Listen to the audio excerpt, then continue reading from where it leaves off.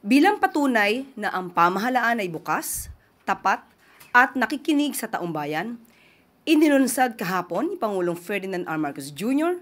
ang Transparency Portal ng Department of Public Works and Highways o DPWH. Layunin ng portal na maipakita sa taumbayan ang lahat ng mga infrastructure projects sa bansa at upang mas maging madali ang paghahanap ng mga impormasyon tungkol sa mga proyektong ito. Hinikayat ng Pangulo ang lahat na huwag magdalawang isip na bisitahin ang portal, makialam, magtanong, mag-monitor at magsumbong kung may makita mga anomalya sa mga proyekto. Ang Transparency Portal ay proyekto ng Department of Information and Communications Technology o DICT sa pangunguna ni Secretary Henry Aguda at Yusek Dave Almirol. Dagdag pa ng Pangulo na isa lang ito sa mga reforma ng administrasyon na naglalayong isulong ang pagiging bukas ng pamahalaan sa lahat ng mga proyekto sa bansa. Pangulong Ferdinand R. Marcos Jr. pinangunahan ang mga hakbang na magbibigay ginhawa sa taumbayan at mangangalaga sa kalikasan.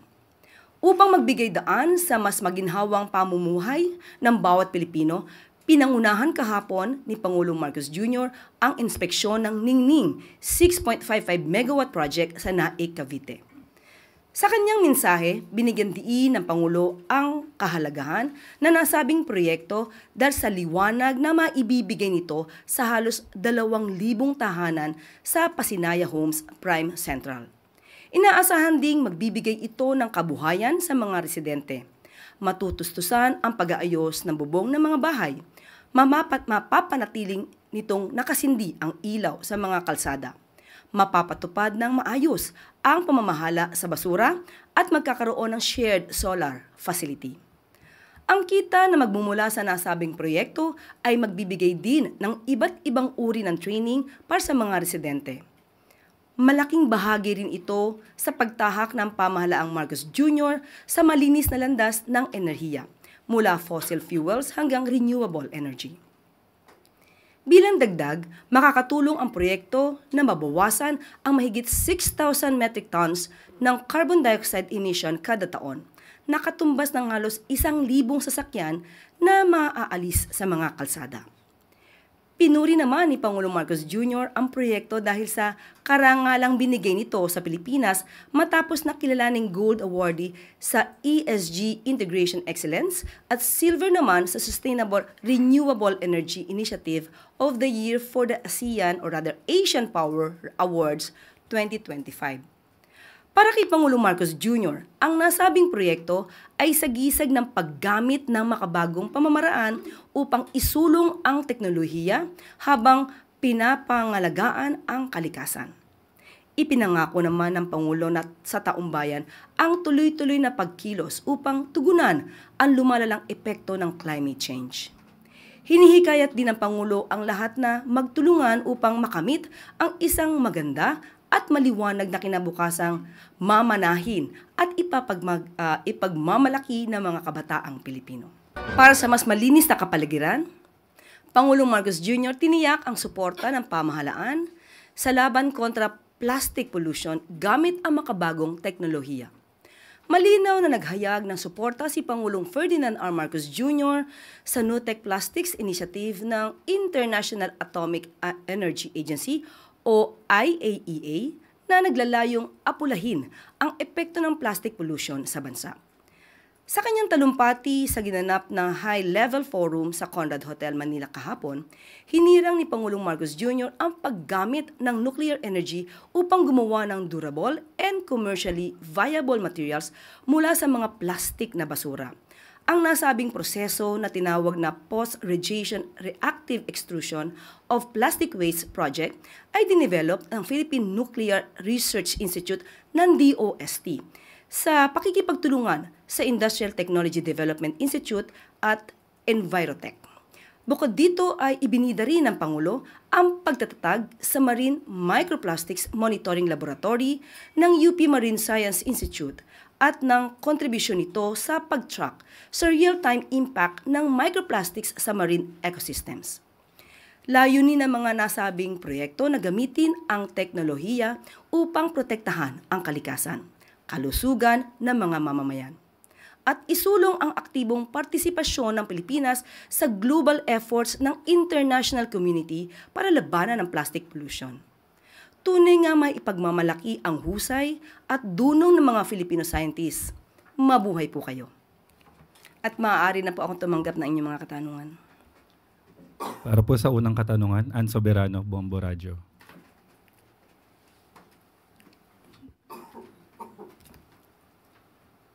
Yusek, good morning. Kuha lang po ako ng reaction from the palace. Kahapon po kasi may pasabog si dating Congressman Saldico at isinama na po niya si Presidential Son at House Majority Leader Sandro Marcos. Alam po ba ni Pangulong Marcos yung akusasyon ni Saldico laban kay Kong Sandro na sinasabing nag-insert ng 50 billion may nagkaroon siya ng 50 billion budget insertion. Ano po yung reaction ni Pangulo dito?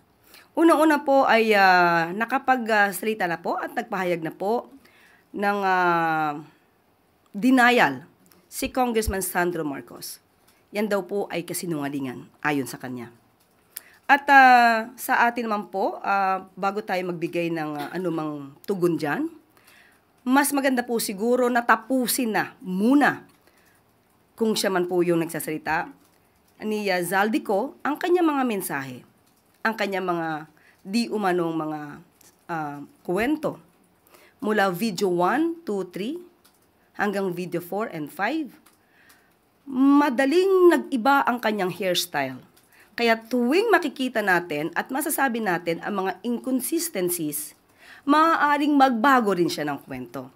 So dapat matapos muna lahat ang kanyang mga sinasalaysay dahil sa tuwing mapupunan natin ang kanyang mga inconsistencies, sumasabay po ang kanyang pagbabago ng kwento sa pagbabago ng hairstyle sa video.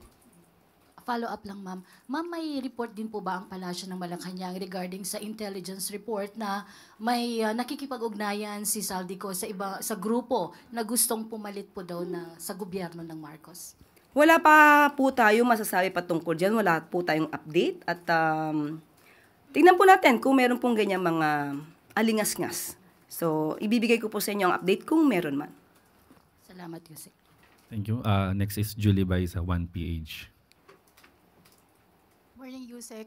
Yesterday po napaulatan na aresto si former presidential spokesman Harry Roque. May official communication na po ba or clarification yung palas tungkol dito?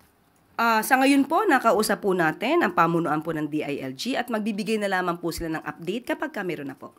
So wala pa pong confirmation, ma'am? Yun po yung ayon sa DILG, hindi natin makukonfirm. Pati sa DFA ay wala pa rin pong confirmation. So magbibigay ng update kapag meron na po.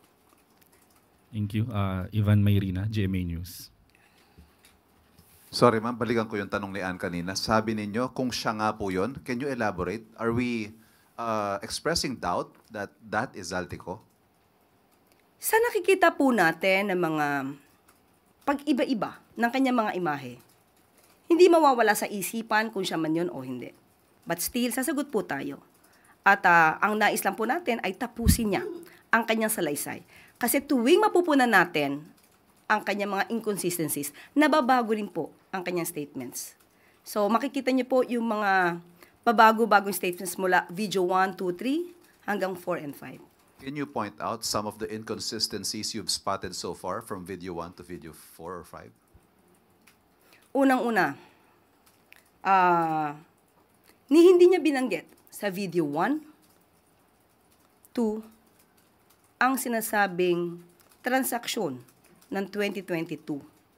Maliwanag na ang binanggit niya na nagsimula daw ang kanyang pakikipag-usap di umano kay Secretary Mina Pangandaman 2024. So nung napuna ang mga inconsistencies, nabago ang kwento.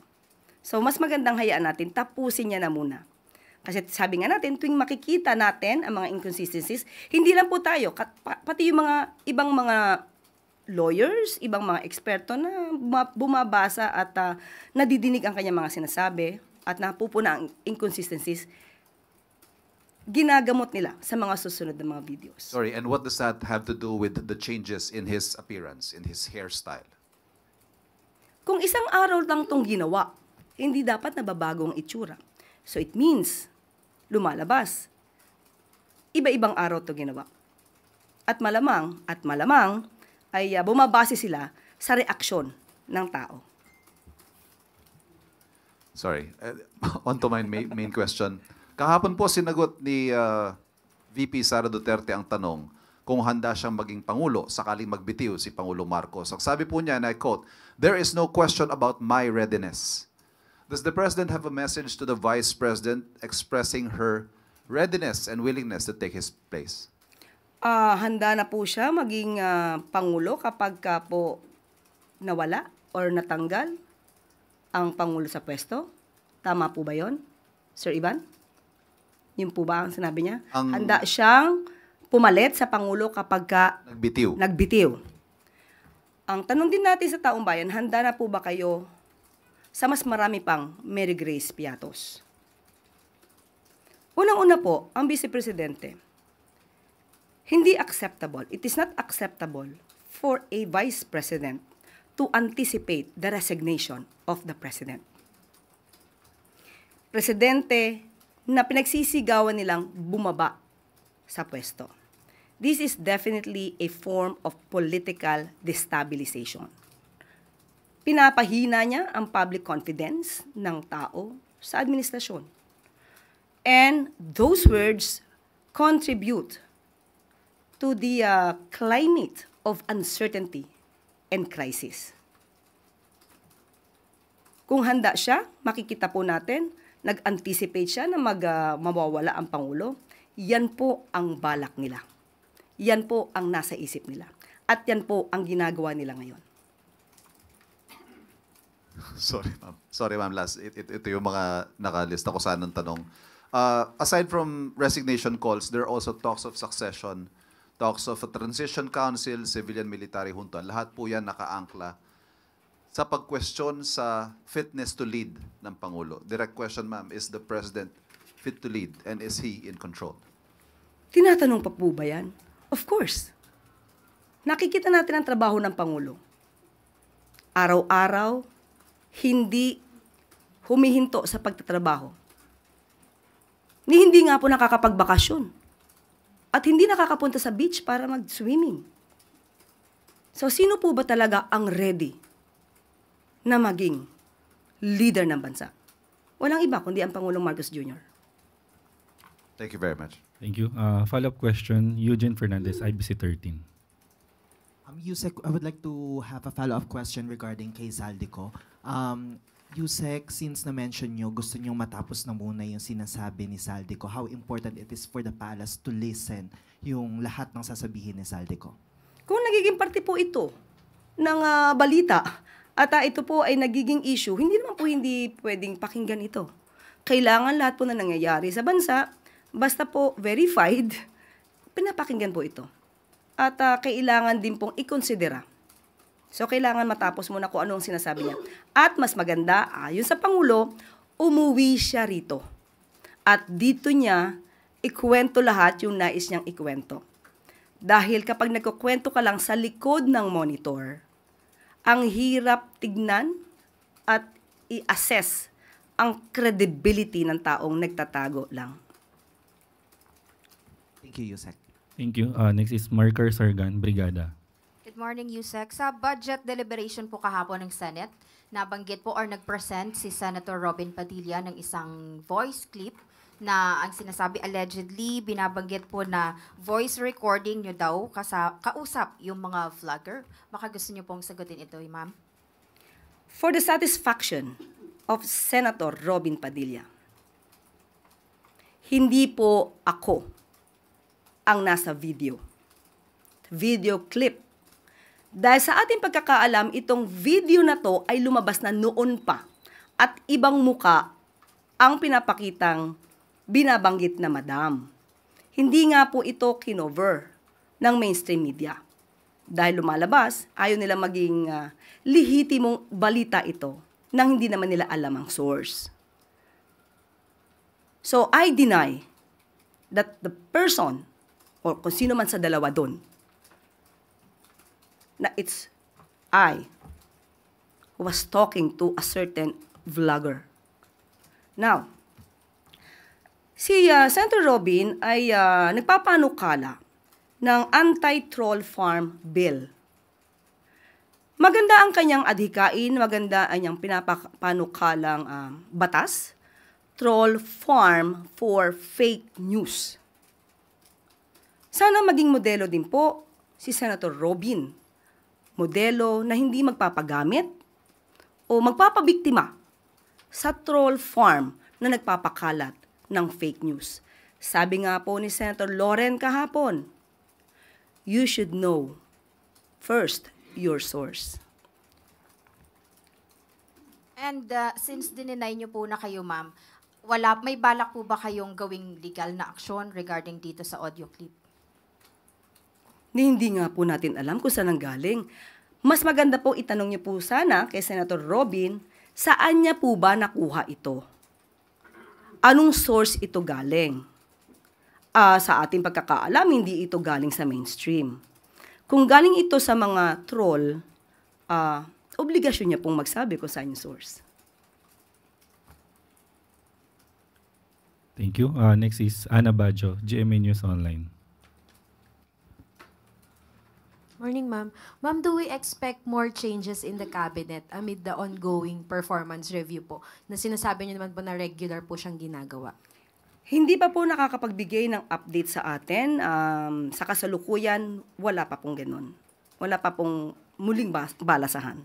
But ma'am, meron na kaya tayong ipapalit sa PLLO o sa PEA, NK, and sa CPLA, ma'am, Chief Presidential Legal Advisor? Kapag nabigyan na po tayo ng update, isi-share ko agad sa inyo.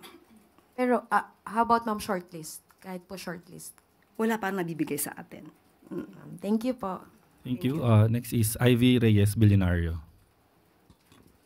Morning, Yusek. Ma'am, we understand that all decisions made by the ICI are entirely up to them because they're an independent body. But since the ICI is the President's initiative, may we know if Malacanang is confident in the ICI's commitment to live stream hearings? Kasi po, simula nung ilabas yung guidelines last week, lahat po ng resource persons nag-request for executive sessions, meaning they're not live streamed.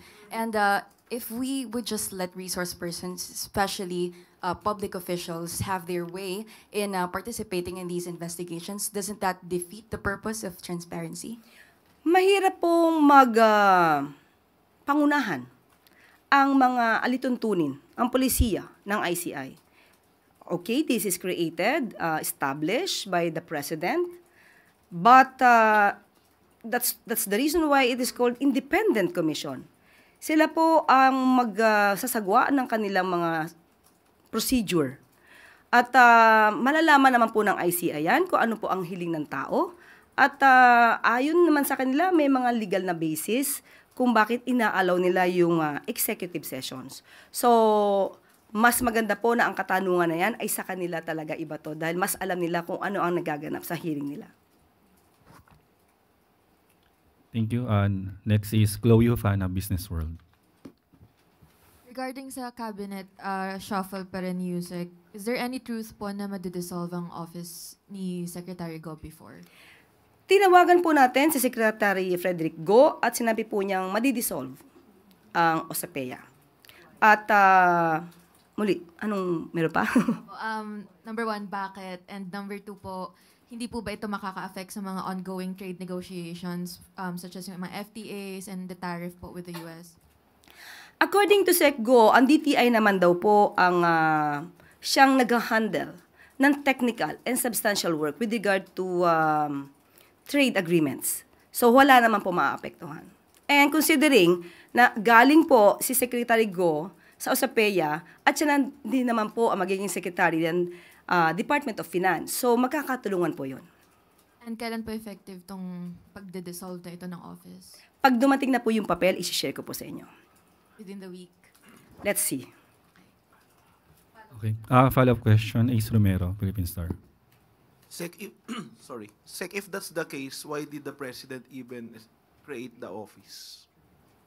para magkatulungan. But since si Secretary Go ay mapupunta na rin sa Department of Finance at pareho naman po halos at magkakatulungan, so alam naman po niya ang expertise si Secretary Go. So might as well ma-dissolve ito para konti na lang po ang magiging ahensya. Total, pareho naman po ang naging leader ng dalawang ahensya. But during the time it was created, ano ba yung wisdom for creating that office given na meron naman pong NEDA, meron naman pong DTI, meron naman pong DOF? Alam naman natin kung ano, saan ba eksperto si Secretary Frederick Go tungkol sa mga trade agreements. So since nga po ito naman ay natulungan na rin ng DTI at yung tao mismo, yung pinaka-head ng OSAPEA, ay mapupunta naman din po sa Department of Finance. Katulad na sinabi natin, magkakatulungan. So instead na magdalawa pang ahensya, na pareho namang eksperto doon si Secretary Go, so might as well ma-dissolve siya at pagtulungan na lang po ng ibang ahensya, especially DTI. Na ngayon po, ang DTI po ang itinalaga to handle the technical and substantial work for that. Salamat po. Thank you. That's the last question, Kuya Sec. Maraming salamat. Pangulong Marcos Jr. nakatakdang tanggapin ang ASEAN 2026 Coin at Philippine Festivals Coin series ngayong araw. Bilang pagkilala sa pagiging host country ng ASEAN sa 2026, nakatakdang ipresenta ng Bangko Sentral ng Pilipinas kay Pangulong Ferdinand R. Marcos Jr. ang ASEAN 2026 10 peso commemorative circulation coin mamayang hapon. Ang nasabing commemorative coin ay paghirang sa tungkulin ng bansa na pangunahan ang pagbubuklod ng Southeast Asian nations. Kasabay ding tatanggapin ni Pangulong Marcos Jr. ang mga bagong disenyo ng 100 peso Philippine Festivals commemorative coins na nakatakdang i-release sa 2026. Tampok sa 12 commemorative coins ang iba't ibang detalye o detalyadong disenyo na sumisimbolo sa mga natatanging pistang Pilipino. Nilalayo ng mga commemorative coins na ipagbunyi at ipagmalaki sa buong mundo ang ating makulay na kultura, mga tradisyon at pagdiriwang. Huwarang lokal na pamahalaan at DILG regional offices nakatakdang parangalan ni Pangulong Ferdinand R. Marcos Jr. ngayong araw. Pangungunahan mamayang hapon ni Pangulong Marcos Jr. ang Subay Bayani Awards 2025 kung saan paparangalan ang siyam na local government units o LGUs at 3 regional offices ng Department of Interior and Local Government. Layunin ng nasabing parangal na kilalanin ang mga LGUs na nagpamalas ng natatanging husay sa paghihikayat sa taumbayan na makilahok sa mga programa ng pamahalaan at sa mas bukas na implementasyon ng local infrastructure projects. Kinikilala din ng programa ang naging ambag ng DILG regional offices sa pag-monitor sa mga initiatives ng mga LGU. Ang siyam na mga LGUs na paparangalan ay ang Mountain Province, Aklan, Zamboanga Sibugay, Pasig City, Science of Muñoz, Victoria City, Victoria Oriental Mindoro, Sumilao Bukidnon at Magpet Cotabato. Samantala, ang 3 DILG regional offices naman ay ang National Capital Region, Eastern Visayas at Sorsogon. Ayon kay Pangulong Marcos Jr., mahalaga ang papel na ginagampanan ng mga LGUs at DILG regional offices upang masiguro na nababantayan ang mga proyekto ng pamahalaan. Ang Subay Bayani Awards 2025 ay itinatag noong 2021 na may layuning palakasin ang local transparency, accountability at participatory decision-making ng local government units. At dito na po nagtatapos ang ating press briefing. Magandang araw para sa bagong Pilipinas.